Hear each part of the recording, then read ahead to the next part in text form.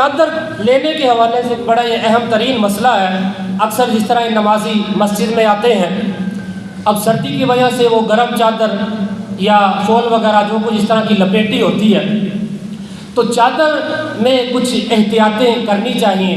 بعض اس میں صورتیں ایسی ہیں کہ اگر بندہ احتیاط نہ کرے چادر لینے میں، اگر بندہ احتیاط نہ کرے تو اس کی نماز ہی نہیں ہوتی۔ یہ عمل ہی مکروہ تحریمی ہے۔ وہ کون سا طریقہ ہے، وہ کون سا ذریعہ ہے؟ دیکھیں، ایک انداز ہے یہ سارے میری طرف دیکھیں، ایک انداز ہے یہ، اس طرح سے چادر لے لی، چہرہ بالکل نمایاں ہے، نظر آ رہا ہے، تو ایک انداز ہے یہ، اس میں تو کوئی حرج نہیں۔